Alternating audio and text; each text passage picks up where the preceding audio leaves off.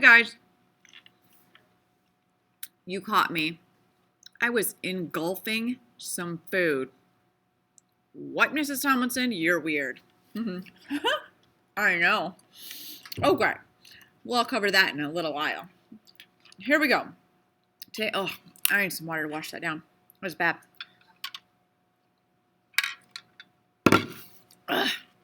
That was better. All right. Today, we're going to talk about not just how we get food and nutrients, but how it gets in cells. So you have to eat and drink. That's how your entire body gets nutrients, right? Well, your cells get nutrients from what you eat and drink. So we're going to talk about your body, but tiny cellular level, okay? We're going to talk about cells. We just got done talking about all the chemicals that they need and the compounds. And now we're going to talk about water. So our learning target today is I understand that water and the cell membrane control what materials move in and out of cells. Water's pretty amazing stuff, right? Water helps cells keep their size and shape. Water keeps the temperature of a cell from changing rapidly. Water dissolves chemicals and allows for chemical reactions inside cells. Water is super amazing, right? We need it for life. And this is why, because we need our cells to be the same size and shape, and we need our temperature to be the same, like homeostasis, right? And we need water to dissolve the chemicals and push nutrients all throughout our bodies in our bloodstream, right? So scientists have these super fancy words that work for cells. One of them is diffusion. Say it with me. Diffusion. Diffusion is the process of molecules moving from a higher concentration to an area of low concentration. Today, you're going to watch a video. I'm going to do a little demonstration, help you understand what diffusion is. And I'm going to ask you to draw a diagram of diffusion here and label high concentration, low concentration, and use arrows to show the motion of molecules. Okay? So you can do a diffusion example with gases, or you can do a diffusion example with liquids, and that's also okay. If you get stuck, go look at your learning targets. There are some really good drawings. The second way that cells let things in and out is through osmosis, and really it's not just things. It really is just water. Osmosis is just water. It's the diffusion of water molecules through a selectively permeable membrane. So during diffusion, chemicals can come in and out of the cell. During osmosis, which is a form of diffusion, it's just water that's the chemical that goes in and out of the cell. And then what we have to know is, what is selectively permeable? Say that with me. Selectively permeable. Selectively permeable means that something can allow stuff to go through it or maybe not go through it. So I'm going to give you some examples of this right now. So let's imagine that I just baked you a cake. Can you smell it? I'm holding it here, and maybe you can come to my house, and when you walk in the door, it will smell like cake, right? My whole house didn't smell like cake to start with. So the cake smell started in the oven, and then it diffused through the air. And pretty soon, my whole house smells like cake, right? What a great smell. I hope my house smells like cake when I get home. Actually, it won't. I put on a roast, so it's probably going to smell like a roast when I get home. It didn't smell like a roast when I left, though, because I put the roast on just as I was leaving. Okay, so we understand the importance of water, right? And you guys know hydration is a big deal, right? Now we got to talk about molecules moving from one area to another, and we have to talk about a selectively permeable membrane. So here's what I have to show you. I have this cup, and you guys know what a coffee filter is, right? It's a coffee filter. So I just put a coffee filter around it, put a rubber band around it so it won't go down the cup.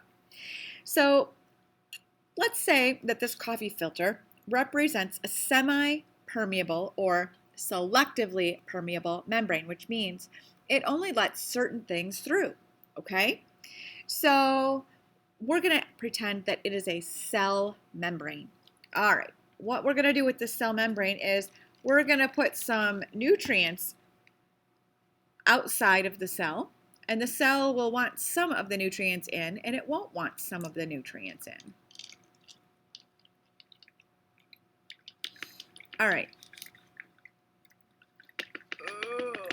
There's some big particles in there. The bigger molecules are probably not going to get through. Okay, the bigger molecules are probably not going to get through. Did some get through? Is my water still totally clean? It's really not, because look, there's all kinds of stuff still in there. I don't want to dump it out on my computer. Here, let me put it under the viewer. See what's in there? All kinds of molecules that couldn't go through. See sideways? There are small molecules that definitely went through, right? So that's what selectively permeable means. It means that some can go through and some can't. Now, did we have to add energy to this, really? We really didn't. Gravity just pulled the water through with the smaller molecules. And then the selectively permeable membrane did not allow the larger molecules to go through, okay? So that's diffusion. Osmosis is actually super interesting. It's just with water. And the diffusion of water is really cool to watch. So I'm going to show you something that I've been working on for a little bit. You guys are all familiar with candy, right? This is like a, I don't know, one of those Sour Patch Kid things. I think I just put it upside down if his head's going to be up. Okay, so there's a Sour Patch thing, right? It's like a gummy kind of substance. And so this one's been sitting out and it's really dry. Well, what osmosis does is it is the motion, right, of water molecules. I don't know if you can tell. It's the motion of water molecules through a membrane, right? And the water molecules move from where there's more water to where there's less water. A higher concentration of water to a lower concentration of water. So there's a lower concentration of water in the gummy Sour Patch Dude. You see him? Oh, look, if I put my hand over it, you can see it a little bit better. So you can kind of see him. And he's actually absorbing water. Now, if I leave this in there for a couple days, he'll get pretty big. You could try this with a gummy bear or a gummy worm. Just put it in some water, and the membrane just soaks it right up. Kind of like a dry sponge when it soaks up water. Okay, and this is osmosis, and this does not require any energy at all. It's osmosis, which is a form of diffusion. Your second notebook page today looks like this. It says, I understand how materials can move through a cell membrane. And there are two ways. There's one that's active transport, which is the movement of materials moving through a membrane using energy. And engulfing is a form of active transport. Engulfing, where have I heard that before? Oh yeah, when I was eating that cracker, right? When I was eating that cracker, I was eating it, putting it in my mouth. Did it take energy to get that cookie to my mouth? It absolutely did. There are a couple of things for you to look at with active transport in a video, and I'm hoping that you can draw a diagram and put an explanation here. The next term is passive transport. Say that one with me. Passive transport. It is the movement of materials through a cell membrane without the use of energy. So that was more like osmosis, okay? And diffusion. So again, diffusion is just when particles go from a higher concentration to a lower concentration. They kind of spread out. Like if we dripped some dye into a solution and the dye spread out in the water evenly, you know, like if you're making lemonade or you're putting some flavor in soup and you kind of stir it in, it's dispersed evenly. That's pretty easy. That's passive transport, not a lot of energy there.